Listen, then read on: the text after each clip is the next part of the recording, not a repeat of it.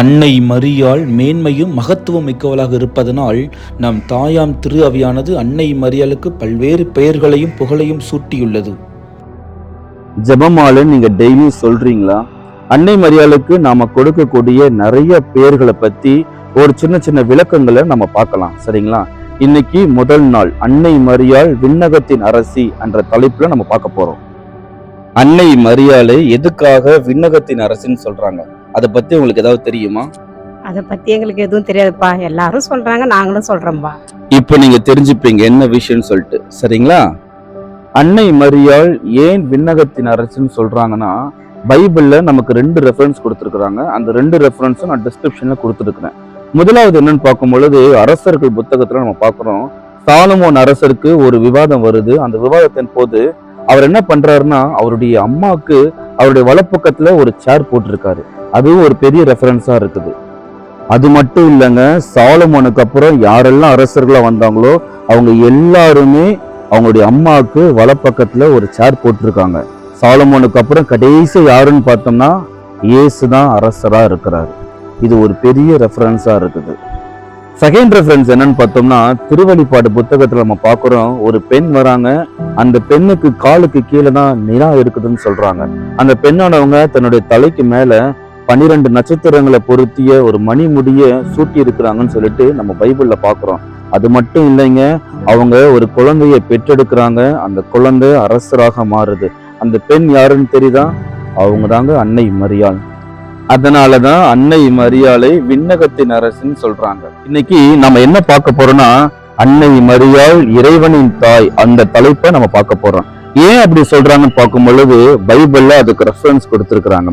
முதலாவது ரெஃபரன்ஸ் என்னன்னு பார்க்கும் பொழுது, எலிசபெத் அம்மாளை அன்னை மரியாள் சந்திக்க போகும் பொழுது எலிசபெத் ரொம்ப அழகா சொல்லியிருப்பாங்க, ஆண்டவரின் தாய் என்னிடம் வர நான் யாருன்னு கேட்டிருப்பாங்க. நீங்க நினைக்கலாம் எலிசபெத் சாதாரண ஒரு பெண்மணி, அவங்க சொல்றதுனால என்ன விஷயம்னு சொல்லிட்டு.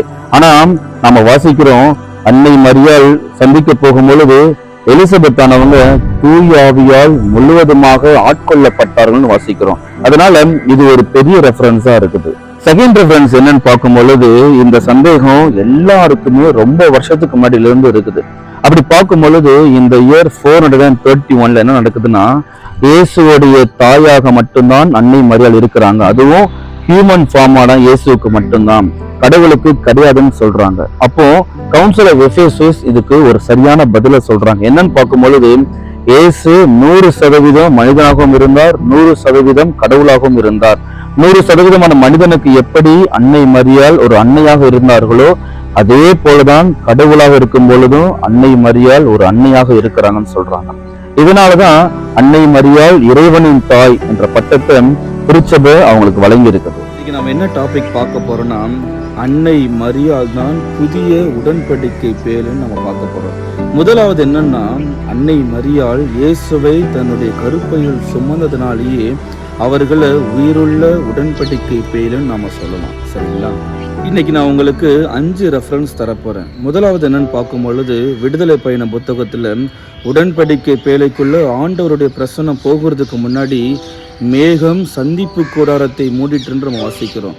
ஆண்டவருடைய மாட்சி திரு உறைவிடத்தை நிரப்பிட்டுன்றது நம்ம ரொம்ப அழகா வாசிக்கிறோம். அதே மாதிரி லூக்கா நற்செய்தியில அன்னை மரியாள் கர்ப்பமாகிறதுக்கு முன்னாடி வானத்தூதர் ரொம்ப அழகா சொல்லுவாங்க, தூய ஆவி உன் மீது நிழலிடும், ஆண்டவரின் வல்லமை உண்மை நிரப்பிட்டுன்னு சொல்லிட்டு நம்ம லூக்கா நற்செய்தியில ரொம்ப அழகா வாசிக்கிறோம். ரெண்டாவது ரெஃபரன்ஸ் என்னன்னு பார்க்கும் பொழுது 2 சாமுவேல் புத்தகத்துல நம்ம ரொம்ப அழகா வாசிக்கிறோம், தாவீது அந்த உடன்படிக்கையை பேழை ஏற்றுக்கொள்வதற்கு முன்னாடி என்ன தெரியுமா சொல்வாரு, ஆண்டவருடைய பேழையை நான் எவ்வாறு ஏற்றுக்கொள்வதுன்னு சொல்லிட்டு ரொம்பவே தயங்கி கேள்வி கேட்பாரு. அதே மாதிரி லூக்கா நற்செய்தியில நம்ம பார்க்குறோம், அன்னை மரியாள் எலிசபெத் அம்மாளை சந்திக்க போகும் பொழுது எலிசபெத் ரொம்ப அழகா சொல்லுவாங்க, ஆண்டவரின் தாய் என்னிடம் வருவதற்கு நான் யாருன்னு சொல்லிட்டு அவங்களும் தயங்குறத நம்ம பார்க்குறோம். மூணாவது ரெஃபரன்ஸ் என்னன்னு பார்க்கும் பொழுது, அதே சாமுவேல் புத்தகத்தில் நம்ம என்ன பார்க்குறோம்னா, தாவீது உடன்படிக்கை பேழையை எடுத்து செல்லும் பொழுது ரொம்பவே ஆர்ப்பரித்து சந்தோஷமா டான்ஸ் ஆடுவார். அவருடைய ட்ரெஸ்ஸு கலண்டு போறது கூட தெரியாம ரொம்ப ஆர்ப்பரித்து நடனம் ஆடிட்டே போவார். அதே மாதிரி லூக்கா நற்செய்தியில அன்னை மரியாள் எலிசபெத் அம்மாளை சந்தித்து வாழ்த்து கூறியும் பொழுது எலிசபெத்தினுடைய வயிற்றில் இருந்த திருமுழுக்கு யோவான் ரொம்பவே அக்களிப்போடு நடனமாடினான்னு சொல்லிட்டு நம்ம விவிலியத்தில் வாசிக்கிறோம். 4வது ரெஃபரன்ஸ் என்னன்னு பார்க்கும் பொழுது உடன்படிக்கை பேழை தாவீதினுடைய வீட்டில் 3 மாதங்கள் இருந்ததுன்னு நம்ம வாசிக்கிறோம். அதே மாதிரி அன்னை மரியாள் எலிசபெத் அம்மாளுக்கு 3 மாதங்கள் தங்கி பணிவிடை செய்தார் என்றதை நம்ம விவிலியத்தில் நம்ம ரொம்ப அழகாக வாசிக்கிறோம். 5வது ரெஃபரன்ஸ் என்னன்னு பார்க்கும் பொழுது எபிரேயருக்கு எழுதிய புத்தகத்தில் நம்ம ரொம்ப அழகாக வாசிக்கிறோம். அந்த உடன்படிக்கை பேழைக்குள்ள என்னென்ன இருந்துச்சுன்னு சொல்லிட்டு அந்த 3 பொருட்கள், ஆரோனுடைய கோல் இருந்துச்சு, மன்னா இருந்துச்சு, 10 கமாண்ட்மெண்ட்ஸ் இருந்துச்சு. இந்த 3ம் சேர்ந்த கலவையாக தான் யார் இருக்கிறான்னு பார்த்தோன்னா நம்மளுடைய இயேசு இருப்பதை நம்ம பார்க்குறோம். எப்படின்னு பார்க்கும் பொழுது 10 கமாண்ட்மெண்ட்ஸ் வாக்கு மனிதரானன்னு சொல்லிட்டு யோவான் 1:1 நம்ம வாசிக்கிறோம். மன்னாவை பற்றி பார்க்கும் பொழுது இயேசு நிறைய இடத்த சொல்லியிருக்கிறாரு, நானே வாழ்வு தரும் உணவுன்னு சொல்லிட்டு. ஆரோனுடைய கோல் எதுக்கு சொல்கிறாங்கன்னா இயேசு தான் எப்பொழுதுமே தலைமை குருவாக இருக்கிறாருன்னு சொல்கிறது அந்த ஆரோனுடைய கோல் நமக்கு குறிப்பிட்டு காமிக்குது. ஆமாங்க, இந்த 5 ரெஃபரன்ஸுமே நமக்கு அன்னை மரியாள் தான் புதிய உடன்படிக்கை பேழைன்றதை நமக்கு ரொம்பவே அழகாக காமிக்குது. இன்னைக்கு ஒரு புதிய டாப்பிக்கோட உங்களை பார்க்க வந்திருக்கிறோம்.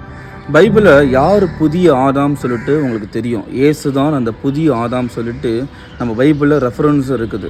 ஆனால் யார் இந்த புதிய ஏவாள்னு சொல்லிட்டு உங்களுக்கு தெரியுமா? ஆமாங்க, இன்றைக்கி நம்ம என்ன டாபிக் பார்க்க போகிறோன்னா அன்னை மரியாள் தான் புதிய ஏவாள் அப்படின்ற டாப்பிக்கை நம்ம பார்க்க போகிறோம். அதுக்கு நிறைய ரெஃபரன்ஸ் இருக்குது. 1வது ரெஃபரன்ஸ் என்னன்னு பார்க்கும் பொழுது அன்னை மரியாளும் சரி புதிய ஏவாளும் சரி இவர்கள் இருவருமே ஜென்ம பாவம் இல்லாமல் இந்த உலகத்திற்கு வந்தவர்கள். 2வது ரெஃபரன்ஸ் என்னன்னு பார்க்கும் பொழுது ஏவாள் என்ன பண்ணுறாங்கன்னா சாத்தானுடைய பேச்சுக்கு கீழ்ப்படுகிறாங்களே தவிர ஆண்டவர் சொன்னதை அவங்க கேட்கவே இல்லை, ஆண்டவருக்கு அவங்க கீழ்ப்படியவே இல்லை. ஆனால் அன்னை மரியாள் ரொம்ப அழகாக ஆண்டவருக்கு கீழ்ப்படிந்ததுனால வானத்துதர் அவங்களுக்கு மங்கள வார்த்தை சொல்லும் பொழுது இதோ நான் ஆண்டவரின் அடிமை சொற்படியே எனக்கு நிகழட்டும் சொல்லிட்டு ரொம்ப அழகாக கீழ்ப்படிந்து நடந்தாங்க. 3வது ரெஃபரன்ஸ் என்னன்னு பார்க்கும் பொழுது ஏவாள் உயிருள்ளோர் அனைவருக்கும் தாயாக இருக்கிறான்னு சொல்லிட்டு தொடக்க நூலில் நம்ம வாசிக்கிறோம். இயேசு சிலுவையில் தொங்கிட்டு இருக்கும் பொழுது யோவானை பார்த்து ரொம்ப அழகாக சொல்லுவாங்க, இதோ உன் தாயின்னு சொல்லிட்டு. அது மூலமாக தான் அன்னை மரியாள் விண்ணுலகிற்கும் மண்ணுலகிற்கும் உள்ள அனைவருக்குமே தாயாக இருக்கிறார் என்பது நமக்கு ஒரு பெரிய எடுத்துக்காட்டாக இருக்குது. அதனால் இந்த எல்லா ரெஃபரன்ஸுமே அன்னை மரியாள் தான் புதிய ஏவாள் என்றதை நமக்கு ரொம்ப தெளிவாக காமிக்குது. இன்றைக்கி நம்ம என்ன டாபிக் பார்க்க போகிறோன்னா அருள் நிறைந்த மரியே வாழ்க அந்த ஜபத்தை பற்றி தான் பார்க்க போகிறோம். இந்த ஜபத்தில் 2 பிரிவு இருக்குது. முதல் பிரிவை பற்றி பார்க்கும் பொழுது அதுக்கு பைபிளில் நிறைய ரெஃபரன்ஸ் இருக்குது. அதாவது வானதூதர் அன்னை மரியாளை பார்த்து மங்கள வார்த்தை சொன்னது தான் இந்த முதல் பிரிவில் முதல் 2 வரிகளாக இருக்குது. என்ன சொல்கிறாங்கன்னா அருள் நிறைந்த மரியே வாழ்க ஆண்டவர் உம்முடனேன்னு சொல்லிட்டு. அடுத்து என்னன்னு பார்க்கும் பொழுது எலிசபெத் அம்மாளை அன்னை மரியாள் சந்திக்க போகும் பொழுது எலிசபெத் ரொம்ப அழகாக சொல்லுவாங்க, பெண்களுக்குள் நீர் ஆசி பெற்றவர், உம் வயிற்றில் வளரும் குழந்தையும் ஆசி பெற்றதேன்னு சொல்லிட்டு. 2வது பிரிவு என்னன்னு பார்க்கும் பொழுது அன்னை மரியாள் கிட்ட நமக்காக பரிந்து பேசும்படி நம்ம மன்றாடுறோம். சரிங்களா? நீங்கள் நினைக்கலாம், ஏன் நீங்களே போய் ஜெபம் செய்ய வேண்டியதானே, ஏன் அன்னை மரியாளின் வழியாக போகணும்னு சொல்லிட்டு. நான் ஒரு எடுத்துக்காட்ட சொல்கிறேன், நல்ல கவனிங்களேன். நம்ம வீட்டில் ஏதாவது வேணும்னா அப்பா கிட்ட டிரெக்டாக போக மாட்டோம், அம்மா வழியாக போனால் ரொம்பவே ஈஸியாக நமக்கு கிடைக்கும். அதே மாதிரி தான் பைபிளில் யாக்கோபு புத்தகத்தில் ரொம்ப அழகாக போட்டிருக்கோம், நேர்மையாளர்களின் மன்றாட்டு ஒருபோதும் வீண் போகாதுன்னு சொல்லிட்டு. அதனால தான் அன்னை மரியாளின் வழியாக நமக்கு பரிந்துரைக்கும்படி இயேசு கிட்ட நம்ம ஜெபம் செய்கிறோம். அந்த ஜெபம் தான் இந்த ஜெபம். அதனால் இந்த ஜெபம் அன்னை மரியாளை மட்டும்தான் குறித்த ஜெபம், அவங்கள மட்டுமே போற்றக்கூடிய ஜெபம்னு சொல்லிட்டு நிறைய பேர் சொல்கிறாங்க. அப்படி கிடையவே கிடையாது. அன்னை மரியாளின் வழியாக நாம் இறைவனிடம் மன்றாடுவது, இதுதான் அருள் நிறைந்த மரியே வாழ்க என்ற ஜெபம். ஆமாங்க, இந்த 2 பிரிவும் சேர்ந்து தான் மங்கள வார்த்தை ஜெபம். இந்த மங்கள வார்த்தை ஜெபம் இல்லைன்னா இயேசு பிறந்திருப்பாரா? கொஞ்சம் யோசிச்சு பாருங்க. இந்த மங்கள வார்த்தை ஜெபம் இல்லைன்னா நமக்கு மீட்பு கிடைச்சிருக்குமா? நல்லா யோசிச்சு பாருங்க, கிடைச்சிருக்க வாய்ப்பே கிடையாது. அது மட்டும் இல்லைங்க, நற்செய்தி குட் நியூஸ் இங்கே தான் ஆரம்பிக்குது. அதனால மங்கள வார்த்தை ஜெபம் சொல்றதுக்கு எக்காரணத்தை முன்னிட்டும் தயங்கவே தயங்காது. நம்ம ஃபாத்திமா மாதாவை பற்றி பார்க்க போகிறோம். மாதாவுக்கு ஏன் ஃபாத்திமா மாதான்னு பேர் வந்துச்சுன்னு சொல்லிட்டு உங்களுக்கு தெரியுமா? ஃபாத்திமா நகரில் அப்படி என்ன நடந்துச்சுன்னு உங்களுக்கு தெரியுமா? ஃபாத்திமா நகரில் மாதா எத்தனை பசங்களுக்கு காட்சி கொடுத்தாங்கன்னு உங்களுக்கு தெரியுமா? அது எல்லாமே இந்த வீடியோவில் உங்களுக்கு சொல்ல போகிறேன், கவனமாக கேளுங்க. சரிங்களா? மாதாக்கு ஏன் ஃபாத்திமா மாதான்னு பேர் வந்துச்சுன்னா, அன்னை மரியாள் போர்ச்சுகல் நாட்டில் இருக்கிற ஃபாத்திமா அப்படின்ற நகரில் ஒரு 3 குழந்தைங்களுக்கு காட்சி கொடுக்குறாங்க. அதனால தான் ஃபாத்திமா மாதான்ற பேர் வந்துச்சு. அந்த 3 குழந்தைங்களோட பேர் என்னன்னு பார்க்கும் பொழுது, ஒருத்தவங்க பேர் ஃப்ரான்சிஸ்கோ, மற்றவங்க பேர் லூசியா, ஜெசிந்தா, 3 பேர் வராங்க. எதுக்காக காட்சி கொடுக்குறாங்கன்னு பார்க்கும் பொழுது, அப்போனா முதலாவது உலகப் போர் நடந்துட்டு இருக்குது. உலகத்தில் அமைதி சுத்தமாக இல்லவே இல்லை. அந்த அமைதியை கொண்டு வருவதற்காக தான் அன்னை மரியாள் ஃபாத்திமா நகரில் இந்த 3 குழந்தைங்களுக்கு காட்சி கொடுக்குறாங்க. அன்னை மரியாள் இந்த குழந்தைங்களுக்கு காட்சி கொடுக்கும்போது 3 முக்கியமான விஷயங்களை சொல்கிறாங்க. ஒன்று, உலகத்தில் சமாதானம் நிலவணும், அமைதி நிலவணும்னு சொல்கிறாங்க. 2வது, மக்கள் அனைவரும் பாவங்களிலிருந்து திரும்பி வரணும்னு சொல்கிறாங்க. 3வது முக்கியமான விஷயம், டெய்லியும் ஜெபமாலை சொல்லணும்னு சொல்லிட்டு அந்த பசங்களுக்கு சொல்கிறாங்க. 3 விஷயங்களில் சொல்கிறதோடு இல்லாமல் 3 விஷயங்களில் காட்சி மாதிரி காமிக்கிறாங்க. என்னன்னு பார்க்கும் பொழுது, முதலாவது நரகத்தினுடைய வேதனையை அந்த குழந்தைங்களுக்கு காமிக்கிறாங்க. 2வது, ரஷ்யா நாட்டில் ஏற்பட்ட அந்த போர், அதனால் அவங்க படுற துன்பத்தை காமிக்கிறாங்க. 3வது, இது எல்லாத்தினால பாவங்கள்னால திருச்சபை எவ்வளவு கஷ்டப்படுன்றத அந்த குழந்தைங்களுக்கு காமிக்கிறாங்க. என்ன நடக்குதுன்னா, இந்த குழந்தைங்க போயிட்டு ஊரில் சொல்கிறாங்க, ஆனால் ஊர் மக்கள் யாருமே நம்ப மாட்டுறாங்க. அதனால் அக்டோபர் 13ஆம் தேதி ஊர் மக்கள் எல்லாரும் இந்த குழந்தைக்கு மாதா எங்கே காட்சி அளிப்பாங்களோ அங்கே வராங்க. சுமார் 70,000 மக்கள் வராங்க. அன்னைக்கு என்ன நடக்குதுன்னா, வானத்தில் சூரியன் நிறம் மாறுது. அதை பார்த்ததுக்கு அப்புறம் தான் மக்கள் எல்லாருமே நம்ப ஆரம்பிக்கிறாங்க. ஜெபமாலையை தினமும் சொல்ல ஆரம்பிக்கிறாங்க. அதனால தான் அவங்களுக்கு வாழ்க்கை மாறிச்சு, பாவங்கள்லேருந்து அவங்க விடுபட்டாங்க. அது மட்டும் இல்லைங்க, லூசியாவை குறிப்பிட்ட விதத்தில் அழைத்ததுனால தான் லூசியா மூலமாக ஜெபமாலை பக்தி ரொம்பவே அதிகமாகிடுச்சு. நாமளும் தினமும் ஜெபமாலை சொல்லணும்.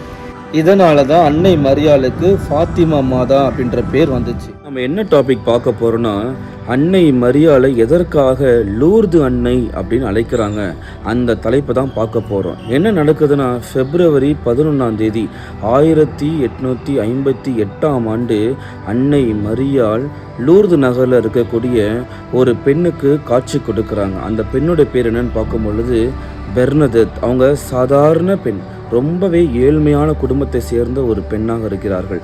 காட்டுக்கு விறகு பொறுக்கிறதுக்காக போகிறாங்க. அந்த நேரத்தில் அன்னை மரியாள் அந்த பெண்ணுக்கு காட்சி கொடுக்குறாங்க. லூர்து நகரில் காட்சி கொடுத்ததுனால தான் அன்னை மரியாளை லூர்து அன்னை என்று நம்ம எல்லாமே கூப்பிடுறோம். அது மட்டும் இல்லைங்க, இன்னும் வரைக்கும் அந்த பெர்னதெத் அந்த பெண்ணுடைய உடம்பு அழியாமல் இருக்குதுன்னு சொல்லிட்டு நமக்கு வரலாறு சொல்லுது. எத்தனை முறை காட்சி கொடுத்தாங்கன்னு பார்க்கும் பொழுது 18 முறை அந்த பெண்ணுக்கு அந்த இடத்துல காட்சி கொடுக்க. நாம் நிறைய கெபியில் பார்த்துருப்போம், மேலே எழுதியிருப்பாங்க நானே அமல உற்பவம் சொல்லிட்டு. அந்த வார்த்தை எங்கே தோணிச்சுன்னு பார்க்கும் பொழுது, அன்னை மரியாள் இந்த பெர்னதெத்துக்கு காட்சி கொடுக்கும் பொழுது அந்த காட்சியில் அன்னை மரியாளே சொன்ன வார்த்தைகள் தான் நானே அமல உற்பவம் என்ற வார்த்தை. நம்ம பார்த்துருப்போம், கெபில எல்லாம் மெழுகுவர்த்தி ஏந்தி நிறைய பேர் ஜெபம் செய்கிறது. அந்த வழிமுறை எங்கே ஆரம்பிக்குதுன்னு பார்க்கும் பொழுது இந்த இடத்துல தான் ஆரம்பிக்குது. பெர்னதெத் ஒவ்வொரு மாதமும் அன்னை மரியாள் காட்சி கொடுக்க வரும் பொழுது கையில் மெழுகுத்திரியோடு வராங்க. அன்னை அவங்களுக்கு காட்சி கொடுக்குற வரைக்கும் அவங்க என்ன பண்ணுறாங்கன்னா, மெழுகுவர்த்தியை கையில் ஏந்தி ரொம்ப பக்தியாக ஜெபம் செய்கிறாங்க. அதனால தாங்க நிறைய பேர் ஜெபமாலை ஜெபிக்கும் பொழுதும் சரி, அன்னை மரியாளை பார்க்க வரும் பொழுதும் சரி, மெழுகுவர்த்தியை ஏந்தி ஜெபிக்கிற வழிமுறை பெர்னதெத்துக்கிட்ட இருந்து தான் நம்ம எல்லாருமே கற்றுக்குறோம். பெர்னதெத் ஊரில் போய் சொல்கிறாங்க, ஊர் மக்கள் யாருமே நம்பவே இல்லை, ஏன் பங்கு தந்தை கூட நம்பவே இல்லை. அதனால் என்ன நடக்குதுன்னா, பெர்னதெத் போகும் பொழுது மக்களும் அவங்கள பின்தொடர்ந்து போகிறாங்க. அந்த நேரத்தில் என்ன நடக்குதுன்னு பார்க்கும் பொழுது பெர்னதெத்துடைய கையில் மெழுகுத்திரி இருக்குது. அந்த நெருப்பு பட்டு அவங்களுடைய கை சுமார் 15 நிமிடம் எரிகிறத மக்கள் எல்லாருமே பார்க்குறாங்க. ஆனால் எரிஞ்சு முடிஞ்சதுக்கு அப்புறமேட்டு அவங்களுடைய கையில் எந்த ஒரு தீ காயங்களும் இல்லை. அதை கண்டதுக்கு அப்புறம் தான் மக்கள் எல்லாருமே அந்த காட்சியை நம்ப ஆரம்பிக்கிறாங்க. அதனால தான் லூர்து அன்னை என்ற பெயரானது அன்னை மரியாளுக்கு சூட்டுகிறாங்க. தயவு செஞ்சு நாம் அன்னை மரியாளுக்கு தேவையான மரியாதையையும் அவங்களுக்கு நாம் எடுக்கக்கூடிய வணக்கங்களையும் நிறைய பேர் தப்பாக சொல்லுவாங்க. பட் நாம் அதில் எந்த ஒரு குறையும் இல்லாமல், எந்த ஒரு சந்தேகமும் இல்லாமல் அன்னை மரியாளுக்கு நம்ம கொடுக்கக்கூடிய வணக்கங்களை தவறாமல் கொடுத்துட்டே இருக்கணும். சரிங்களா? அன்னை மரியாளுடைய மன்றாட்டு மாலையை நம்ம வாசிக்கிறோம், ஞானத்தின் இருப்பிடமே எங்களுக்காக வேண்டிக் கொள்ளும் சொல்லிட்டு. அதனுடைய உள்ளார்ந்த அர்த்தம் என்னன்னு உங்களுக்கு தெரியுமா? அதனுடைய ரெஃபரன்ஸ் என்னன்னு பார்க்கும் பொழுது 1 கொரிந்தியர் 1வது அதிகாரம் 24 வசனத்துல நம்ம வாசிக்கிறோம், கிறிஸ்து கடவுளின் வல்லமையும் ஞானமுமாய் இருக்கிறான்னு சொல்லிட்டு. ஞானம் எதை குறிக்கிறதுன்னு பார்க்கும் பொழுது இயேசு கிறிஸ்துவை தான் குறிக்குது. இயேசு கருவாக யாருடைய கருப்பையில இருந்தாங்க? அன்னை மரியாளுடைய கருப்பையில இருந்தாங்க. அதனாலதான் ஞானத்தின் இருப்பிடமே, ஞானத்தின் உறைவிடமேன்னு சொல்லிட்டு அன்னை மரியாளை நம்ம போற்றோம். இன்னைக்கு நாம அன்னை மரியாளை எதற்காக ஸ்டார் ஆஃப் த சீ, கடலின் நட்சத்திரமே கூப்பிடுறாங்கன்னு சொல்லிட்டு நம்ம பார்க்க போறோம். அதோடைய முக்கிய காரணம் யாருன்னு பார்க்கும் பொழுது செயின்ட் ஜெரோம் தான் இந்த வார்த்தையை உருவாக்குறாரு. அதனுடைய லாட்டின் டேர்ம் என்னன்னு பார்க்கும் பொழுது ஸ்டெல்லா மாரிஸ். எதற்காக ஸ்டார் ஆஃப் தி சீ, கடலின் நட்சத்திரம் சொல்லிட்டு ஏன் அவர்களுக்கு அந்த டைட்டில் வைக்கிறாங்கன்னு பார்க்கும் பொழுது, கடல்ல பயணம் செய்பவர்களை நீங்க பார்த்திருப்பீங்க. கடல்ல அவங்க பயணம் செய்யும் பொழுது எதிர்பாராத விதத்துல புயலோ ஏதாவது சீற்றங்கள் நடைபெறும் பொழுது அவங்களுக்கு தேவையானது என்ன? ஒரு ஒளி. அந்த கலங்கரை விளக்கை பார்த்து அவங்க என்ன பண்றாங்க? கரையை நோக்கி நகர்ந்து செல்றாங்க. அதே மாதிரிதான் நம்ம வாழ்க்கையில நம்ம நிறைய கஷ்டங்கள், துன்பங்கள், வேதனைகள் அனுபவிக்கும் பொழுது நமக்கு அன்னை மரியாள் ஒரு நட்சத்திரமாக இருந்து இயேசு என்னும் கரையை நோக்கி நம்மை அழைத்து செல்கிறார்கள். அதற்காக தான் ஸ்டார் ஆஃப் த சீ, கடலின் நட்சத்திரம் என்று அன்னை மரியாளை நாம் அழைக்கின்றோம். இதுதாங்க ஸ்டெல்லா மாரிஸ் என்ற பேர் வர்றதுக்கு ஒரு பெரிய காரணமாக இருக்குது. உங்களுக்கு தெரிஞ்ச யாராவது ஸ்டெல்லா அப்படி இல்லைன்னா ஸ்டெல்லா மாரிஸ் காலேஜில் படிக்கிற பசங்களுக்கு இந்த வீடியோவை நீங்க ஃபார்வர்ட் பண்ணுங்க. நாம அன்னை மரியாளை எதற்காக நீதியின் கண்ணாடின்னு சொல்லிட்டு சொல்றாங்கன்றதான் பார்க்க போறோம். அன்னை மரியாள் இயேசுவினுடைய, இறைவனுடைய புனித தன்மையையும் நீதியையும் அப்படியே வெளிப்படுத்துபவளாக, பிரதிபலிப்பவளாக இருக்கிறதுனாலதான் நீதியின் கண்ணாடின்னு சொல்றாங்க. எவ்வாறு ஒரு கண்ணாடி அதன் முன்னாடி தோன்றக்கூடிய பிம்பத்தை தெல்ல தெளிவாக எடுத்து காமிக்கிறதோ, அதே மாதிரி அன்னை மரியாள் இறைவனுடைய தன்மைகளை அப்படியே வெளிப்படுத்துறதுனாலதான் அன்னை மரியாளுக்கு நீதியின் கண்ணாடி என்ற பெயர் வருகிறது. பைபிள்ல சாலமோனின் ஞான நூல் அந்த புக்கை நம்ம வாசிக்கிறோம். ஞானம் என்றுமுள்ள ஒளியின் சுடர் கடவுளது செயல்திறனுக்கேற்ப கரைப்படியா கண்ணாடியாக இருக்கிறதுன்னு சொல்லிட்டு, அதே மாதிரிதான் அன்னை மரியாள் கரைப்படியாமல் இருப்பதனாலதான் நீதியின் கண்ணாடியாக திகழ்கிறார்கள். இன்னைக்கு நாம துன்ப முடிச்சுகளை அவிழ்க்கும் அன்னை, அந்த அன்னையை பத்தி தான் பார்க்க போறோம். இதோட வரலாறு என்னன்னு பார்க்கும் பொழுது 1700ஆம் ஆண்டு ஜோஹன் ஜார்ஜ் அப்படின்றவர் தான் இந்த துன்ப முடிச்சுகளை அவிழ்க்கும் அன்னை அந்த படத்தை வடிவமைக்கிறார். இவருக்கு எங்க இருந்து இந்த ஞானம் வருதுன்னு பார்க்கும் பொழுது 2ஆம் நூற்றாண்டுல வாழ்ந்த செயின்ட் எரோனியஸ் அவருடைய வார்த்தைகளில் இருந்துதான் இவர் இந்த அன்னையை வடிவமைக்கிறார். செயின்ட் எரோனியஸ் என்ன சொல்றாருன்னு பார்க்கும் பொழுது, the knots of the Eve's disobedience is loosened by the obedience of our mother Mary. அதாவது ஏவாள் தன்னுடைய கீழ்ப்படியாமையினால் போட்ட முடிச்சுகளை அன்னை மரியாள் தன்னுடைய கீழ்ப்படிதலினால் அவிழ்க்கிறார். அதனாலதான் அன்னை மரியாளை துன்ப முடிச்சுகளை அவிழ்க்கும் அன்னை என்று நாம் அழைக்கிறோம். ஏவாளுடைய கீழ்ப்படியாமையினால நம்ம வாழ்க்கையிலும் நம்ம நிறைய பாவங்களை, நிறைய பிரச்சனைகளை, துன்பங்களை அனுபவித்து கொண்டிருக்கிறோம். அந்த துன்பங்களை எல்லாம் அவிழ்க்கக்கூடியவள் யாருன்னு பார்க்கும் பொழுது அன்னை மரியாள் தான். அதனாலதான் துன்ப முடிச்சுகளை அவிழ்க்கும் அன்னைன்னு சொல்றாங்க. தயவு செஞ்சு துன்ப முடிச்சுகளை அவிழ்க்கும் அன்னை கோவிலுக்கு நீங்க போகலைன்னா தயவு செஞ்சு போங்க. உங்களுடைய துன்பங்களை எல்லாம் ஒரு முடிச்சு மாதிரி போட்டுட்டு வாங்க. அன்னை மரியாள் கண்டிப்பாக உங்களுக்கு எல்லா துன்பங்களிலிருந்தும் விடுதலை தருவாங்க. இந்த 3 கலர் பூவை பார்க்கும் பொழுது உங்களுக்கு எந்த மாதா ஞாபகத்துக்கு வராங்க? ஆமாங்க, ரோசா மிஸ்டிகா, மறைபொருளின் நறுமலரே. அதை பத்தி தான் இந்த வீடியோல நம்ம இன்னைக்கு பார்க்க போறோம். முதல் விஷயம் என்னன்னு பார்க்கும் பொழுது நம்முடைய முன்னோர்கள் என்ன சொல்றாங்கன்னா, இறைவன் படைத்த தோட்டத்துல ரொம்ப அழகான ஒரு மலர் என்னன்னு பார்க்கும் பொழுது அன்னை மரியாள் தான் அந்த மலராக இருக்கிறார்கள். அதனாலதான் ரோசா மிஸ்டிகா, மறைபொருளின் நறுமலரே என்ற பெயரானது அன்னை மரியாளுக்கு வருகிறது. எப்படி ஒரு செடியனுடைய வேரானது மண்ணில் ஊன்றி வளர்கிறதோ, அதே மாதிரி அன்னை மரியாளுடைய தாழ்ச்சின்ற குணமானது ஊன்றப்பட்டிருக்கிறதுனாலதான் அன்னை மரியாளுக்கு இவ்வளவு பெருமைகளும் வணக்கங்களும் நாம செலுத்துறோம். எப்படி ரோஜா செடியில முள் இருக்குதோ, அதாவது அது எதை குறிக்குதுன்னு பார்க்கும் பொழுது இயேசுவினுடைய வேதனைகளில அன்னை மரியாளும் பங்கெடுத்துக்கிறாங்கன்றது தான் இந்த முள்ளானது நமக்கு குறிக்கிறது. இந்த மலர்களின் வாசனை எதோ ஒப்பிடுகிறார்கள்னா அன்னை மரியாளுடைய கன்னித்தன்மைக்கும் அன்னை மரியாளுடைய குணநலன்களுக்கு இந்த வாசனைகளை ஒப்பிடுறாங்க. 1947 ஆண்டு இத்தாலி நாட்டுல அன்னை மரியாள் காட்சி கொடுக்கறாங்க. காட்சி கொடுக்கும் பொழுது இந்த 3 கலரான மலர்கள் அவங்களுடைய இதயத்துல பொருத்தப்பட்டிருக்குது. அதனாலதான் அன்னை மரியாளை ரோசா மிஸ்டிகான்னு கூப்பிடுறாங்க. இந்த 3 கலருக்குமே ஒரு பெரிய அர்த்தம் உள்ள அடங்கி இருக்குது. இந்த வெள்ளை கலர் எதை குறிக்கிறதுன்னு பார்க்கும் பொழுது அன்னை மரியாளுடைய தூய்மையையும் கன்னித்தன்மையும் தான் இந்த வெள்ளை மலர் குறிக்கிறது. இந்த சிவப்பு எதை குறிக்கிறதுன்னு பார்க்கும் பொழுது அன்னை மரியாளுடைய அன்பையும் அளவு கடந்த தியாகத்தையும் குறிக்குது. இந்த எல்லோ கலர் எதை குறிக்குதுன்னு பார்க்கும் பொழுது அன்னை மரியாள் அவர்களுடைய கீழ்ப்படிதல்னால நம்முடைய பாவங்களை எல்லாம் கழுவினார். அதை தான் இந்த எல்லோ கலர் மலர் குறிக்கிறது. அதனாலதான் அன்னை மரியாளை ரோசா மிஸ்டிகா, மறைபொருளின் நறுமலர்ன்னு சொல்லிட்டு நம்ம வணக்கம் செலுத்துறோம். இன்னைக்கு நாம அன்னை மரியாள் வானதூதர்களின் அரசி, குயின் ஆஃப் ஏஞ்சல்ஸ், அதை பத்தி தான் பார்க்க போறோம்.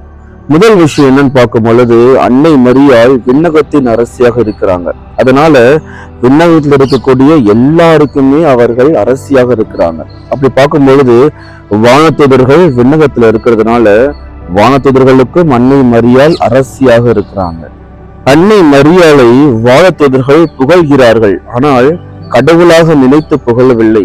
கடவுளுக்கு தாயாக நினைத்து, அரசியாக நினைத்துதான் அவர்களை புகழ்ந்து பாடுகிறார்கள். புனித பெர்னார்ட் ரொம்ப அழகா சொல்லுவாரு, அன்னை மரியாள் மண்ணகத்தில் தரை மட்டும் தன்னை தாழ்த்தி கொண்டதனால்தான் விண்ணகத்தில் அவர்கள் உயர்த்தப்பட்டிருக்கிறார்கள், அதுவும் அரசியாக உயர்த்தப்பட்டிருக்கிறார்கள் சொல்லிட்டு. அன்னை மரியாள் விண்ணகத்துல மரித்த ஆத்துமாக்களை விண்ணகத்திற்குள் அழைத்து செல்கிறார்கள். அதற்கு வானதூதர்கள் அவர்களோடு இருந்து பணிவிடை செய்கிறார்கள். அதனாலதான் வானதூதர்களின் அன்னையாக, அரசியாக அன்னை மரியாள் எப்பொழுதுமே வீற்றிருக்கிறாங்க.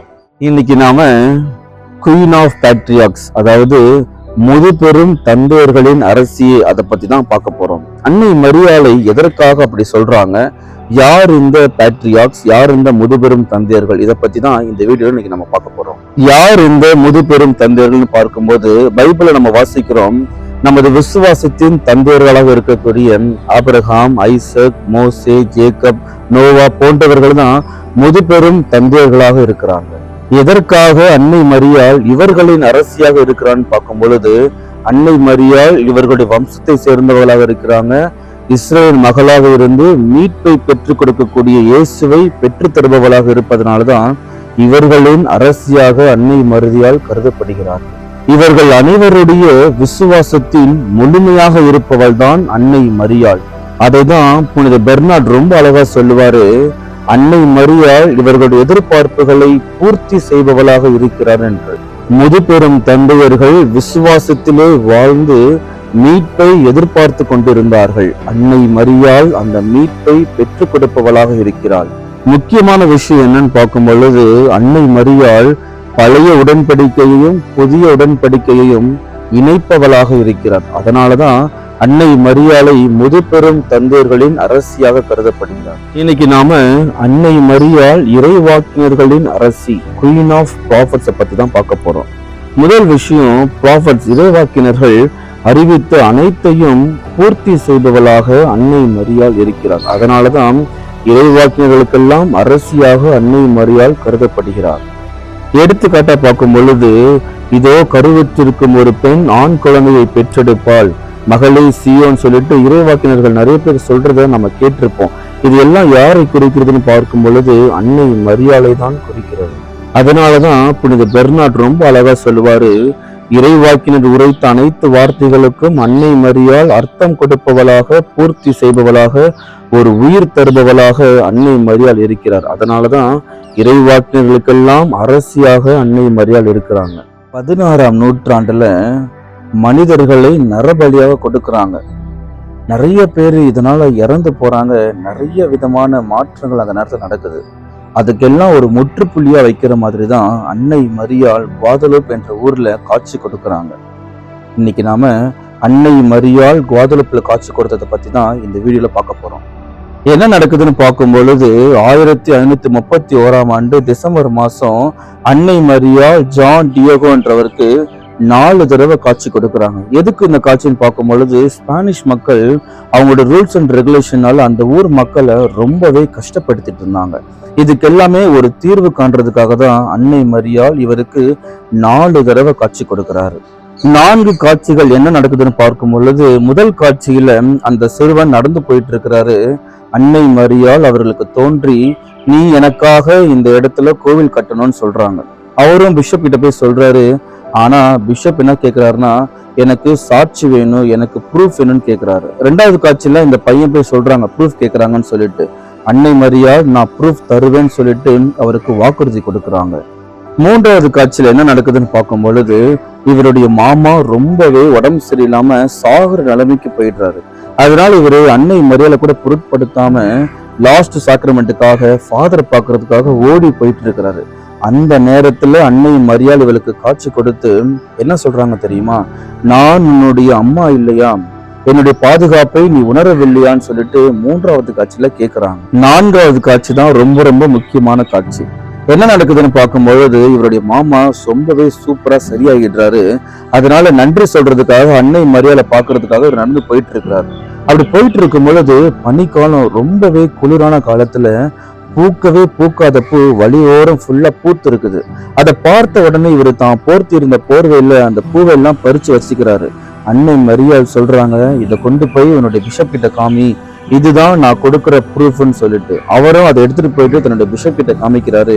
அந்த பூவெல்லாம் கீழே விழும் பொழுது அவர் போர்த்தி இருந்த போர்வையில அன்னை மரியாளுடைய உருவப்படமானது அப்படியே பொதிக்கப்பட்டிருக்குது. இதுதான் ஒரு சிறந்த காட்சியா இருக்குது. அன்னை மரியாளுடைய உருவப்படம் பொதிக்கப்பட்ட அந்த போர்வையின் வழியா நிறைய அதிசயங்களும் அற்புதங்களும் நடந்திருக்குது. அதை பத்தின வீடியோ நான் உங்களுக்கு சீக்கிரமா அப்டேட் பண்ணுவேன். இதனாலதான் அன்னை மரியாளை குவாதலூப் அன்னைன்னு சொல்றாங்க. குவாதலூப் மாதாவை பத்தி நம்ம தெரிஞ்சுக்கிட்டோம். ஆனா அந்த போர்வையில நடக்கக்கூடிய அதிசயங்களை பத்தி தான் இந்த வீடியோ நம்ம தெரிஞ்சுக்க போறோம். முதல் விஷயம், அந்த போர்வை தான் அன்னை மரியாள் காட்சி கொடுத்ததற்கு ஒரு ப்ரூஃபா இருக்குது. ஒரு போர்வை சுமார் எத்தனை வருஷம் இருக்கும் நீங்களே சொல்லுங்களேன். ஒரு 15 வருஷம் இல்லைன்னா 20 வருஷம் இருக்கும். ஆனா இந்த போர்வை 500 ஆண்டுகள் ஆகியும் இன்னும் எந்த ஒரு கிழிசலும் இல்லாம புத்தம் புதுசா அப்படியே சூப்பரா இருக்குது. சயின்டிஸ்ட் என்ன பண்றாங்கன்னா இந்த போர்வையை ஆராய்ச்சி பண்றாங்க. இந்த பெயிண்டிங்கையும் சரி என்னதான் செஞ்சிருக்காங்கன்னு சொல்லிட்டு ஆராய்ச்சி பண்ணி பார்க்கும் பொழுது அவங்க சொல்றாங்க, இந்த பெயிண்டிங்ல பிரஷ் யூஸ் பண்ணவே இல்லை, எந்த மாதிரியான மெட்டீரியல் இந்த பெயிண்ட்டுக்கு யூஸ் பண்ணிருக்காங்கன்னு சொல்லிட்டு அவங்களால கண்டு கூட பிடிக்க முடியலங்க இன்னும் வரைக்கும். இன்னொரு முக்கியமான விஷயம் என்னன்னு பார்க்கும் பொழுது அந்த பெயிண்டிங் ஆனது அந்த போர்வையில ஒட்டவே இல்லையா, அதுக்கு பதிலா மிதக்கிற மாதிரி இருக்குதாங்க. ஒரு மனுஷன் வாழ்றதுக்கு 37 டிகிரி செல்சியஸ் டெம்பரேச்சர் ரொம்ப ரொம்ப அவசியமா இருக்குது. இந்த படத்தை செக் பண்ணி பாக்குறாங்க, இந்த படத்துலயும் அதே அளவுக்கு டெம்பரேச்சர் இருக்குதாங்க. இப்ப நான் சொல்ல போறதாங்க ரொம்ப ரொம்ப முக்கியமான விஷயம். 1921 கிறிஸ்தவர்களுக்கு எதிரான பல பேர் என்ன பண்றாங்கன்னா, இந்த கோவிலை தரமட்டமாக்கணும் நாசமாக்கணுன்றதுக்காக ஒரு பூல வெடிகுண்டு வச்சு ஆலயத்துக்குள்ள வைக்கிறாங்க. அந்த பாமும் வெடிக்குது. அந்த பாம் வெடிஞ்சதுனால என்ன நடக்குதுன்னா, வெண்கலத்தால செய்யப்பட்ட சிலுவை கூட பெண்ட் ஆகிடுது. ஆனா இந்த போர்வையை ஒரு கண்ணாடி பெட்டிக்குள்ள வச்சிருக்கிறாங்க. அந்த கண்ணாடி பெட்டிக்குள்ள ஒரு கீறல் கூட ஒரு விரிசல் கூட விடலாங்க. நீங்க நினைச்சிருக்கலாம், என்னோட ஆண்டவர் சிலுவையை கூட விட்டுட்டு இந்த போர்வையை அன்னை மரியாதை இவ்வளவு பாதுகாக்கிறான்னு நினைச்சிட்டு. ஆனா ஆண்டவர் அன்னை மரியாளுக்கு அவ்வளவு முக்கியத்துவம் கொடுத்திருக்கிறாங்க. அதனாலதான் இவ்வளவு பாதுகாப்பா அன்னையை பாதுகாத்து வராங்க. இவ்வளவு மகத்தான விஷயம் அந்த போர்வைக்குள்ள இருக்குதுங்க. நீங்க தயவு செஞ்சு இந்த வீடியோவை உங்களுடைய நண்பர்களுக்கு அனுப்புங்க. அன்னை மரியாள் எவ்வளவு மேன்மை மிக்கவர் என்று இது மூலமா நம்ம தெரிஞ்சுக்கலாம். நான் சொல்ல போற மாதாவை பத்தி நீங்க கேட்டிருக்க வாய்ப்பே கிடையாது.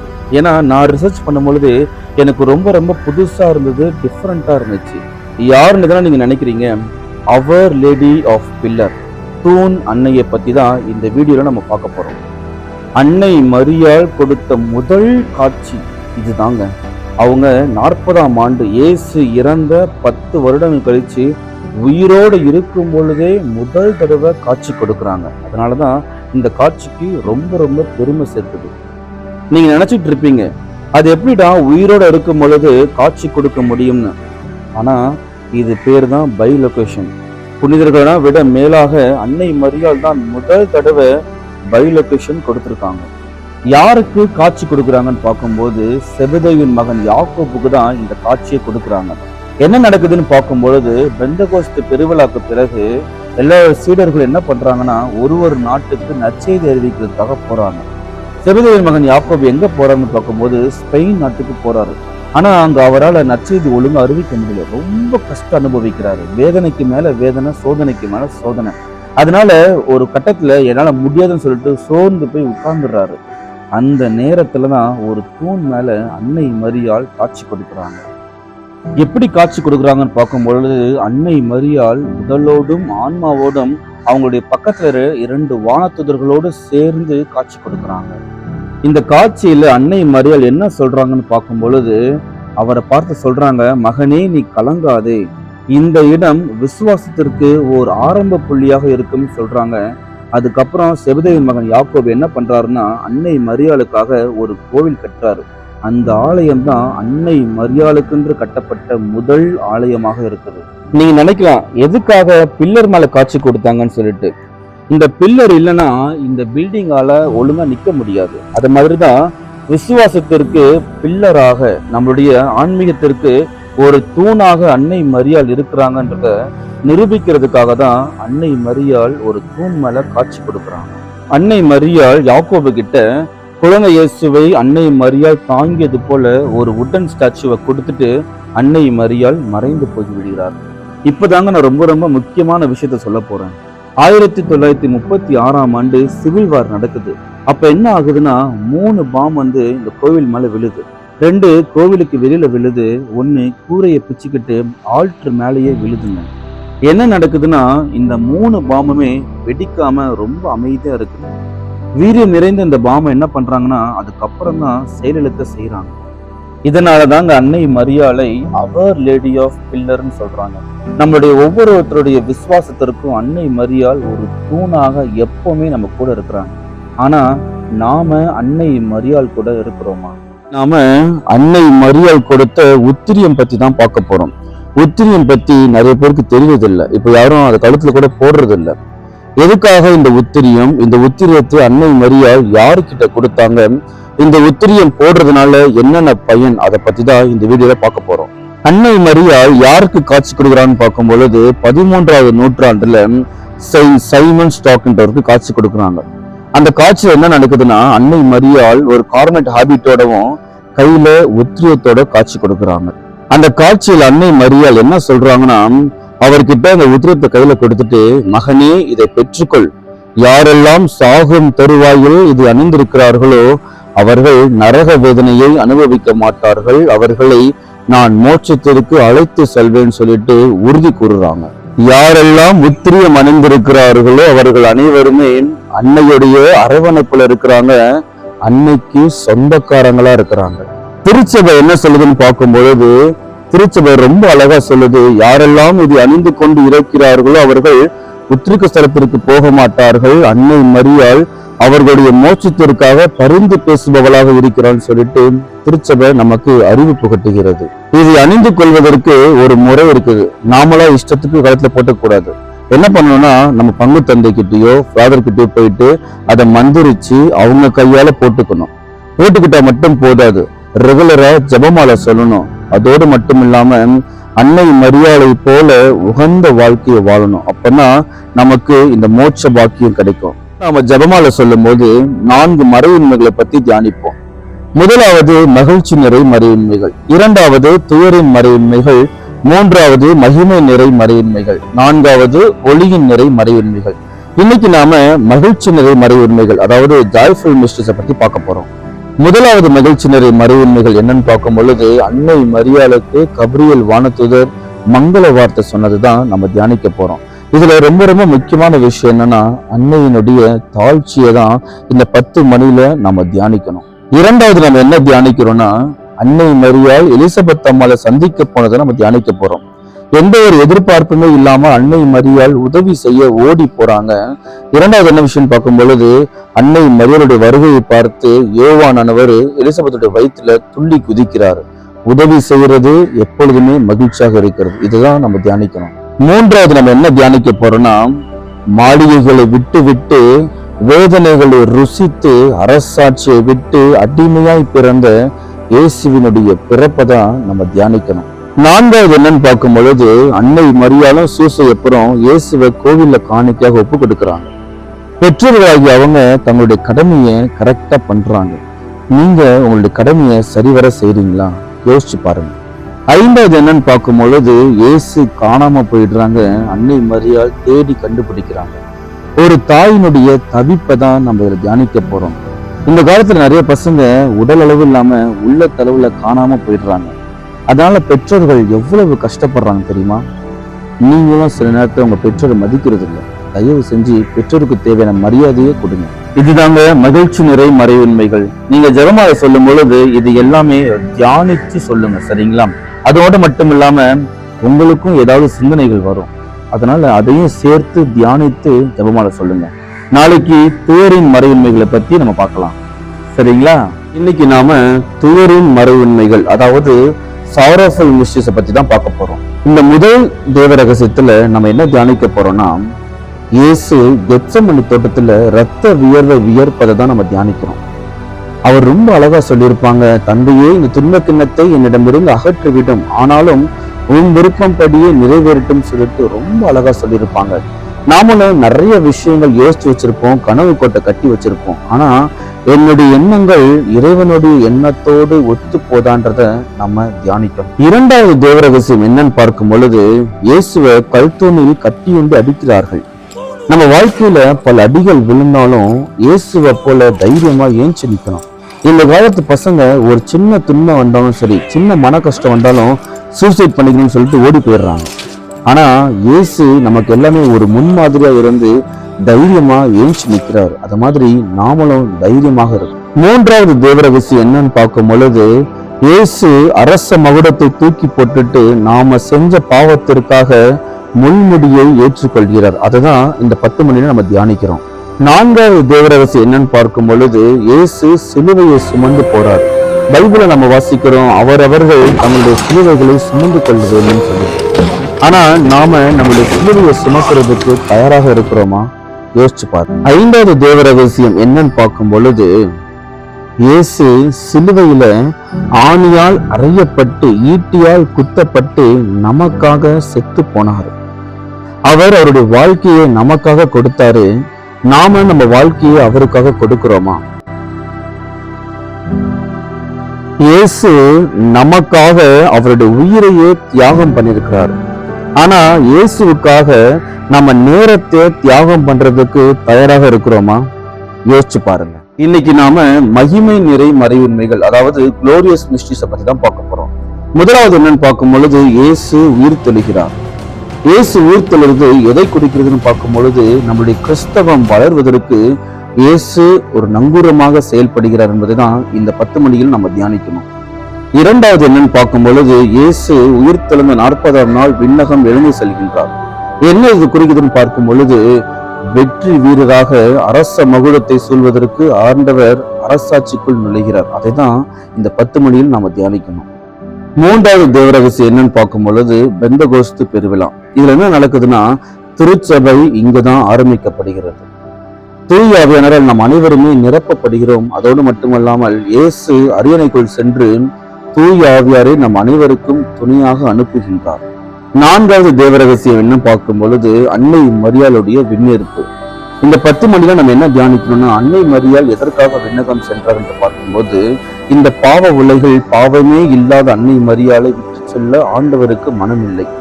அதோடு மட்டும் இல்லாம, ஒரு மகன் தன்னுடைய தாயை கொஞ்ச வேண்டும் என்றால் அன்னை மரியாள் உடலோடும் ஆன்மாவோடும் இருந்தால் மட்டும்தான் கொஞ்ச முடியும். அதற்காக தான் இயேசு தனது அரியணைக்கு பக்கத்தில் அமர்வதற்கு அன்னை மரியாளை எடுத்து செல்கிறார். ஐந்தாவது தேவ ரகசியம் என்னன்னு பார்க்கும் பொழுது, அன்னை மரியாள் விண்ணக அரசியாக மணிமுடி சூடப்படுகிறார்.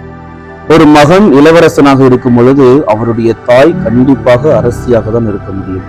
அதோடு மட்டுமல்லாமல் இறையாட்சி பணிகள் இயேசுவோடு இணைந்து அன்னை மரியாளும் பணிபுரிகிறார் என்பதை குறிப்பதற்காக தான் அன்னை மரியாள் விண்ணக அரசியாக மணிமுடி சூடப்படுகிறார்.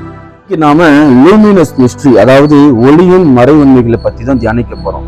இந்த மறை உண்மைகளை நமக்கு கொடுத்தது யாருன்னு பார்க்கும் பொழுது புனித 2ஆம் ஜான் பால் தான் இந்த மறை உண்மையை நமக்கு கொடுக்கிறார். முதலாவது என்னன்னு பார்க்கும் பொழுது இயேசுவினுடைய திருமுழுக்கு தான். இந்த திருமுழுக்கு நமக்கு எதை நினைவூட்டுகிறதுன்னு பார்க்கும் பொழுது, வானம் பிளந்து இதோ என் அன்பார்ந்த மகன், இவன் பொருட்டு நான் பூரிப்படுகிறேன்னு சொல்லிட்டு யாரெல்லாம் திருமுழுக்கு பெறுகிறார்களோ அவர்கள் ஒவ்வொருவரையும் பார்த்து ஆண்டவர் கூறுகிறார். அதோடு மட்டுமல்லாமல் நாம் திருச்சபையின் அங்கத்தினராக மாறுகிறோம், தூய ஆவியாரால் நாம் நிரப்பப்படுகிறோம். அதை தான் நம்ம இதை தியானிக்கிறோம். இரண்டாவது தேவ ரகசியம் என்னன்னு பார்க்கும் பொழுது, கானாவூர் கல்யாணத்துல தண்ணீரை திராட்சரசமாக மாற்றுகிறார். இது முழுக்க முழுக்க அன்னையினுடைய பரிந்துரையால நடக்கக்கூடிய ஒரு அற்புதமாக இருக்கிறது. தண்ணீரிலிருந்து ஒயின் எப்படி வந்துச்சோ அதே மாதிரி பாவ நிலையிலிருந்து நாம புனித நிலைக்கு மாறுவதற்கு அன்னை மரியாள் நமக்காக பரிந்து பேசுகிறார்.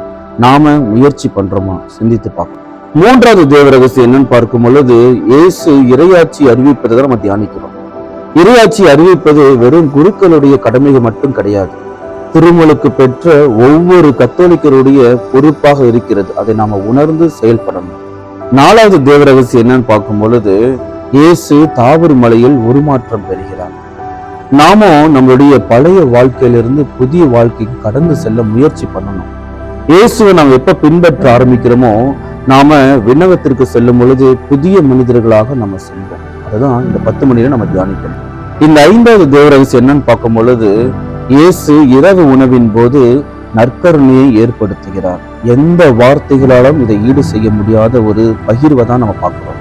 இயேசு தன்னுடைய இரத்தத்தையும் உடலையும் நமக்கு பானமாகவும் உணவாகவும் அவர் தியாகம் செய்கிறார். நான் இயேசுவுக்காக எதை தியாகம் செய்ய போறேன்? சிந்தித்து பார்க்கலாம். இன்னைக்கு நாம வேளாங்கண்ணி மாதாவை பத்தி பார்க்க போறோம்.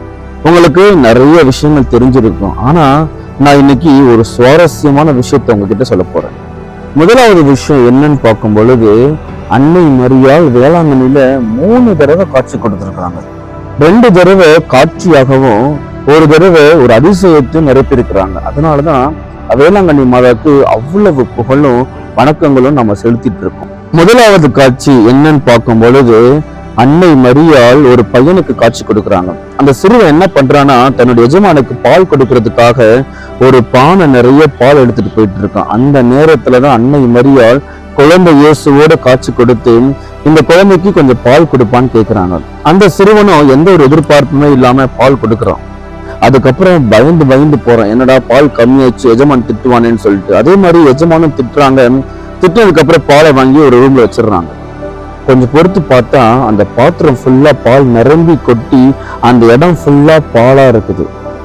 இதுதான் அன்னை மரியாள் கொடுத்த முதல் காட்சி.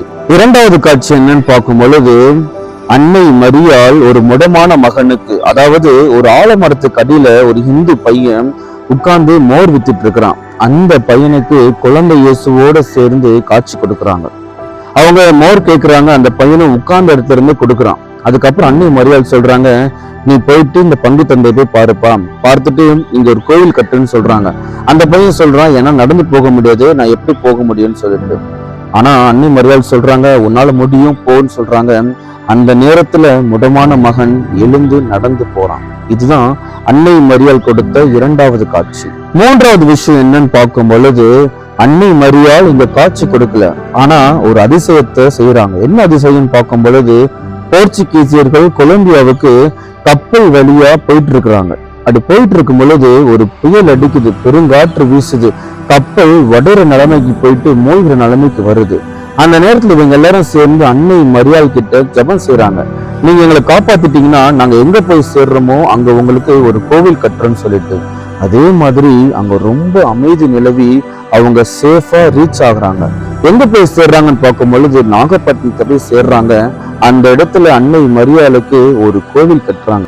வேளாங்கண்ணி மாதாவை ஆரோக்கிய மாதான்னு சொல்லி கூப்பிடுறாங்க. உங்களுக்கு ஏன் அப்படி கூப்பிடுறாங்கன்னு சந்தேகம் இருக்கும்.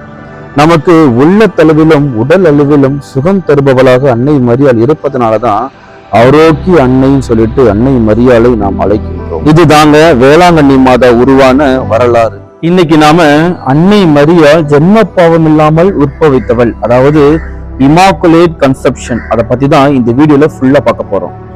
ஆதாம் ஏவாள் இவர்கள் செய்த பாவம் வழி வழியாய் மனிதர்களாக நம்முடைய ஒவ்வொருத்தருக்கும் அந்த பாவம் இருக்குது. ஆனால் அன்னை மரியாளை இறைவன் இறை திட்டத்திற்காக கெட்டு போகாமல் பாதுகாத்து வந்திருக்கிறார். இறைமகன் இயேசுவின் வழியாக நமக்கு மீட்பு கிடைச்சது. வருமுன் காப்போம். அது போல அன்னை மரியாளை பாவம் வருவதற்கு முன்பதாகவே அன்னை மரியாளை காத்து கொண்டார் கடவுள். திருவிவிலியம் நமக்கு ஒரு சில எடுத்துக்காட்டுகளை குறிப்பிட்டு காமிக்குது. முதலாவது பார்க்கும் பொழுது இயேசுவின் பிறப்பை யார் நமக்கு அறிவிக்கிறான்? நம்ம நிறைய பேர் நினைச்சிட்டு இருக்கோம் வானத்துதர் கபிரியல் தான் முதலில் அறிவிக்கிறான்னு சொல்லிட்டு. ஆனா பழைய ஏற்பாட்டுல தொடக்க நூல்ல இறைவனே அதை சொல்லியிருக்கிறாரு. கடவுள் என்ன அறிவிக்கிறாருன்னு பார்க்கும் பொழுது தொடக்க நூல் 3:15 நம்ம ரொம்ப அழகா வாசிக்கிறோம். உனக்கும் பெண்ணுக்கும், உன் வித்துக்கும் அவள் வித்துக்கும். அந்த வித்து யாரு? இயேசு கிறிஸ்து தான். அந்த பெண் யாரு? அன்னை மரியாள் தான். அதனால ஆண்டவர் இயேசுவின் பிறப்பை முன்னாடியே அறிவித்து விட்டார். இறைவன் சாத்தானுடன் போரிடுவதற்கு ஒரு பெண்ணை உருவாக்குகிறார். அந்த பெண் யார் என்று பார்க்கும் பொழுது அன்னை மரியாள். சாத்தானுடன் போரிட வேண்டும் என்றால் அன்னை மரியாள் சாத்தானை விட மேலானவளாக இருக்க வேண்டும். அதாவது பாவம் என்பது அவளை தீண்டிருக்க கூட கூடாது. அதனாலதான் அன்னை மரியாளை ஜென்ம பாவம் இல்லாமல் காத்து கொண்டார்.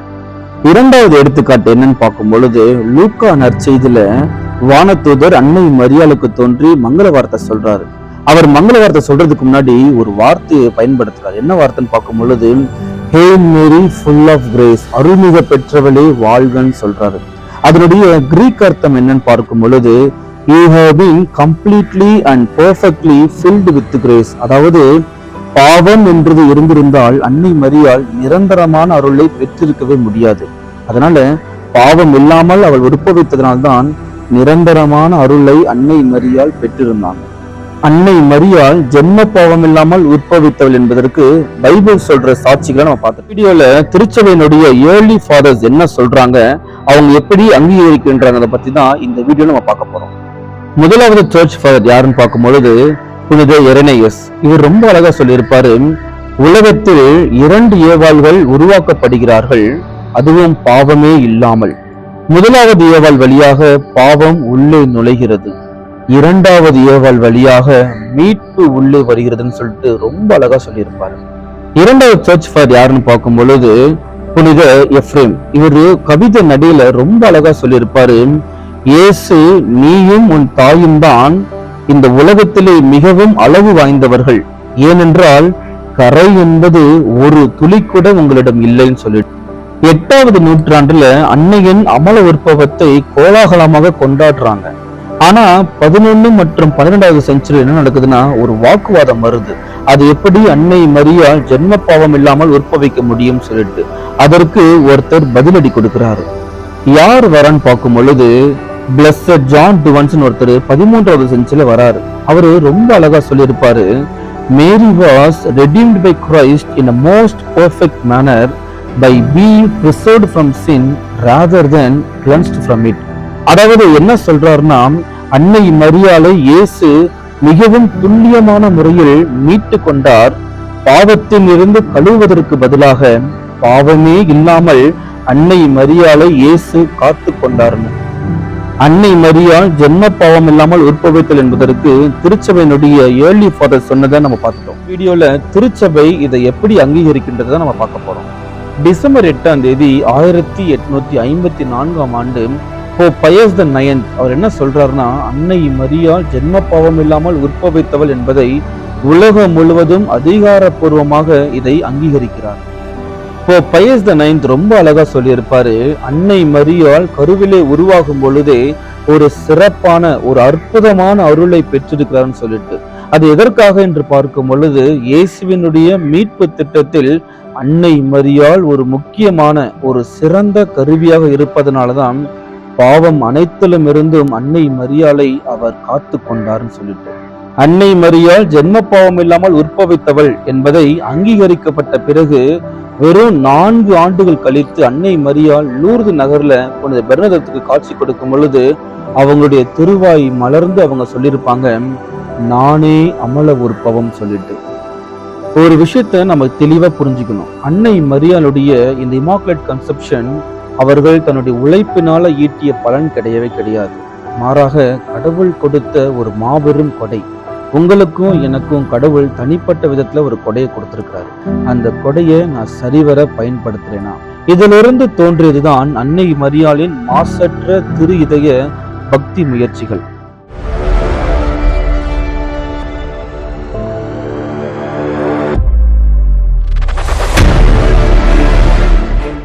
ப்ரோ, எப்போ பார்த்தாலும் ஜெபமாலை சொல்கிறேன், அதனால் என்ன தான் ஆக போகுது சொல்லு. டேய், ஜெபமாலை சொல்கிறதுனால எவ்வளவு அற்புதங்கள் எவ்வளவு அதிசயங்கள் நடக்குது தெரியுமா? அதை பற்றி உனக்கு வேணால் தெரியாமல் இருக்கலாம், மக்கள் நிறைய பேருக்கு தெரியும். அது மட்டும் இல்லை, அன்னை மரியாள் ஜெபமாலை சொல்கிறதுனால 15 ப்ராமிசஸ் கொடுத்துருக்குறாங்க. உனக்கு தெரியலன்னா நான் சொல்கிறேன் கேளு. முதலாவது என்னன்னா, நீ ஜெபமாலையை கையில் எடுத்தனா அன்னை மரியாள் உன்னுடைய கையை பத்திரமா பிடிச்சிப்பாங்க. You will feel the special protection. ஜெபமாலையை நீ ரெகுலராக சொன்னா பாவத்தை போக்கக்கூடிய, பாவத்திலிருந்து விடுவிக்கக்கூடிய ஒரு போர்க்கருவியாக இந்த ஜெபமாலை உனக்கு இருக்கும். செயின்ட் ஃபாதர் பியோ ரொம்ப அழகாக சொல்லியிருப்பார், நீ சொல்கிற ஒரு மணியும் சாத்தானுடைய தலையில் கொட்டுற மாதிரி இருக்குமா. ஜெபமாலையை நம்ம ரெகுலராக சொன்னால் கடவுளுடைய அருள் நம்ம கூட எப்போவுமே இருக்கும். அன்னை மரியாள் ஒவ்வொரு நிமிஷமும் நமக்காக பரிந்து பேசிக்கொண்டே இருப்பாங்க. இந்த ஜெபமாலையை நம்ம ரெகுலராக சொன்னால் எவ்வளவு தான் பிரச்சனைகள் வந்தாலும் சரி, எவ்வளவு தான் துன்பங்களும் வேதனைகளும் நம்ம சூழ்ந்து கொண்டாலும் மனசுக்குள்ளே ஒரு அமைதி இருக்கும். யாரெல்லாம் ஒழுங்காக பக்தியாக இந்த ஜெபமாலை சொல்லியிருக்கிறாங்களோ அவங்க கண்டிப்பாக அந்த மன அமைதியை ஃபீல் பண்ணியிருப்பாங்க. இந்த ஜெபமாலைக்கு ஒரு ஸ்பெஷல் பவர் இருக்குது. என்னன்னா, நம்ம எவ்வளவு தான் கேடு கெட்டவனாக இருந்தாலும் சரி, எவ்வளவு தான் கெட்டவனாக இருந்தாலும், எவ்வளவு தான் தீமை செய்வனாக இருந்தாலும் இந்த ஜெபமாலை நம்முடைய மனசை மாற்றும். அதுக்கு இது பெரிய ஒரு கருவியாக இருக்கும். இந்த ஜெபமாலை சொல்கிறதுனால நமக்கு பெரிய பலன் என்ன தெரியுமா? நாம் உத்திரிக்க ஸ்தலத்திற்கு போக மாட்டோம். அதே நேரத்தில் மோட்சத்திற்கு நம்ம போகக்கூடிய பாதை சீக்கிரமாக சென்றடைஞ்சிடுவோம். இந்த ஜெபமாலை சொல்கிறதுனால நமக்கு ஒரு ஸ்பெஷல் ப்ரிவிலேஜ் இருக்குதுங்க. என்னன்னு பார்க்கும் பொழுது, நம்ம மோட்சத்துக்கு போனதுக்கு அப்புறமேட்டு ஒவ்வொருத்தருடைய தலையிலையும் மணிமுடி சூட்டுவாங்க. அந்த மணிமுடியை எதனால் அலங்கரிக்கிறாங்கன்னு பார்க்கும் பொழுது, நாம் சொல்லக்கூடிய ஒரு ஜெபமாலையினால தான் அந்த மணிமுடியை அலங்கரிக்கிறாங்க. யாரெல்லாம் ரெகுலரா ஜெபமாலை சொல்லி இறந்து போறாங்களோ அவங்க இறுதி தீர்ப்புக்கு போடும் பொழுது அவங்க கூட அன்னை மரியாள் கூடவே வருவாங்களாம். அதுவும் நம்ம தோள் மேல கை போட்டு அரவணைச்சு நம்மளை கூட்டு போவாங்களாம். எல்லாருக்குமே சாகுறதுக்கு முன்னாடி எப்படியாவது last sacrament anointing of the sick வாங்கிடணும்னு ஆசைப்படுவாங்க. ஆனா யாரெல்லாம் ரெகுலரா ஜெபமாலை சொல்றீங்களோ அன்னை மரியாள் அந்த லாஸ்ட் சாக்ரமெண்ட் கிடைக்கிறதுக்கு எப்படியாவது உதவி செய்வாங்க. இந்த ஜெபமாலையை சொல்றவங்களுக்கு ஒரு பெரிய ஸ்பெஷல் கிரேஸ் இருக்குது. என்னன்னா, இவர்கள் இயேசுவினுடைய அன்பு பிள்ளைகளாக மாறுகிறார்கள். நம்ம எல்லாருக்குமே மோட்சம்ன்றது கன்ஃபார்மா இருக்குது. ஆனா இந்த ஜெபமாலைன்னு ஒன்று சொல்றவங்களுக்கு எந்த ஒரு குறையுமே இல்லாம கடவுள் உங்களை மோட்சத்துக்கு அழைத்து செல்வார். இந்த ஜெபமாலையை நம்ம சொல்லும் பொழுது நம்ம நினைச்சிட்டு இருப்போம், நான் தனியா சொல்றேன்னு சொல்லிட்டு. ஆனா அப்படி கிடையவே கிடையாது. நம்ம ஒவ்வொரு தடவையும் ஜெபமாலை சொல்லும் பொழுது வானதூதர்கள் நம்ம கூட சேர்ந்து அன்னை மரியாளுக்கு வணக்கம் செலுத்துகிறார்கள். இந்த ஜெபமாலை சொல்றதுனால நமக்கு கிடைக்கக்கூடிய ஸ்பெஷல் கிரேசஸ் நிறைய பேர் கட்டுக்கதைன்னு சொல்றாங்க. நிறைய பேர் இதை போய் மக்களா உருவாக்குனது, கத்தோலிக்கர்களாக உருவாக்குனதுன்னு சொல்றாங்க. ஆனா அப்படி கிடையவே கிடையாது. அன்னை மரியாள் முதல்ல ஜெபமாலையை செயின்ட் டோமினிக் கொடுக்கும் பொழுது இவ்வளவு விஷயங்கள் நடக்கும், இந்த ஸ்பெஷல் கிரேஸ் கண்டிப்பா கிடைக்கும் சொல்லி கொடுத்துருக்குறாங்க. அதனால தயவு செஞ்சு ஜெபமாலை சொல்றதை உதாசீனப்படுத்தாம ரெகுலரா சொல்லுங்க, சரிங்களா? மரியாள் உடலோடு விண்ணகம் சென்றார்களா இல்லையா அதை பத்தி தான் பார்க்க போறோம். பைபிள்ல இதுக்கு டிரெக்டான ரெஃபரன்சஸ் இல்லை. ஆனா இன்டைரக்டா பார்க்கும் பொழுது திருவெளிப்பாடு புத்தகத்துல 11:19 நம்ம வாசிக்கிறோம், விண்ணகத்தில் உடன்படிக்கை பேழை காணப்பட்டதுன்னு. அதுக்கு அடுத்த வேர்சஸ் நம்ம பார்க்கிறோம், விண்ணகத்தில் ஒரு பெண் ஒருவர் காணப்பட்டார் என்று. அப்ப அந்த உடன்படிக்கை பேழை யாரு, அந்த பெண் யாரு என்று பார்க்கும் பொழுது அன்னை மரியாள் தான் புதிய உடன்படிக்கை பேழை என்ற வீடியோவை நம்ம பார்த்திருக்கிறோம். அன்னை மரியாள் தான் அந்த உடன்படிக்கை பேழையாக இருக்கிறாங்க. அதே மாதிரி திருப்பாடல் புத்தகத்தில் நம்ம வாசிக்கிறோம், உமது வல்லமையுள்ள பேழையுடன் நீர் விண்ணகத்திற்கு எழுந்தருள்வீராக. இயேசு விண்ணகம் செல்லும் பொழுது புதிய உடன்படிக்கை பேழையான அன்னை மரியாளோடு தான் விண்ணகத்திற்கு செல்வார் என்று திருப்பாடல் நமக்கு அறிவு புகட்டுகிறது. சர்ச் ஃபாதர் செயின்ட் அகஸ்டின் ரொம்ப அழகா சொல்லியிருப்பாரு, இறைமகன் இயேசு தன்னுடைய பிறப்புக்கு அன்னை மரியாளை தேர்ந்து கொண்டது போல தன்னுடைய விண்ணேற்புக்கும் அன்னை மரியாளை தேர்ந்து கொண்டார் என்று. அன்னை மரியாளின் 4 கோட்பாடுகளில் ஒன்றான அன்னையின் விண்ணேற்பு, இதை போப் பையஸ் XII 1950 நவம்பர் 1 உலகம் அனைத்திற்கும் அதிகாரப்பூர்வமாக அங்கீகரிக்கிறார். அவர் அங்கீகரிக்கும் பொழுது சொன்ன வார்த்தைகள் என்னன்னா, அன்னை மரியாள் தன்னுடைய மீட்பு பணியை மண்ணகத்தில் முடித்துவிட்டு விண்ணகத்தில் அதை தொடர்வதற்காக எடுத்துச் செல்லப்பட்டார் என்று ரொம்ப அழகா சொல்லியிருப்பார். அதுக்கு ஏற்ற மாதிரியே ஃபாத்திமா நகரில் அன்னை மரியாள் காட்சி கொடுக்கும் பொழுது சூரியனை போல் பிரகாசமாக காட்சி கொடுக்கிறாங்க. தியாலஜிக்கலா பார்க்கும் பொழுது உலகத்தையே படைத்த பரமனை தன்னுடைய உதரத்தில் சுமந்தவள் அன்னை மரியாள், அதுவும் பாவமே இல்லாமல் சுமந்தவள். அவர்கள் எப்படி அழிந்து போகக்கூடிய இந்த மண்ணகத்தில் விட்டுவிட முடியும்? அன்னை மரியாளின் விண்ணேற்பு எதை குறிக்கிறதுன்னு பார்க்கும் பொழுது, இயேசு இறந்து 3ஆம் நாள் வெற்றி வீரராய் உயிர்த்தெழுந்தார். அந்த மீட்பு பணியில் அன்னை மரியாளுடைய துல்லியமான பங்கேற்பை இந்த விண்ணேற்பு குறிக்கிறது. அன்னை மரியாளின் விண்ணேற்பு நமக்கு மீட்பு உண்டு, நமக்கு உயிர்ப்பு உண்டு என்பதை நினைவுபடுத்துகிறது. அதனால கிறிஸ்துவை நம்ம முழுமையாக பின்பற்றி உயிர்ப்பு என்னும் இறுதியை பெறுவதற்கு நம்ம முயற்சி செய்வோம். சரிங்களா? மனித குல மீட்பிற்காக தன்னையே முழுமையாக தியாகம் செய்தவள் அன்னை மரியாள். அவர்களுக்கு கொடுக்கக்கூடிய வணக்கத்தை நாம் கொடுப்போம்.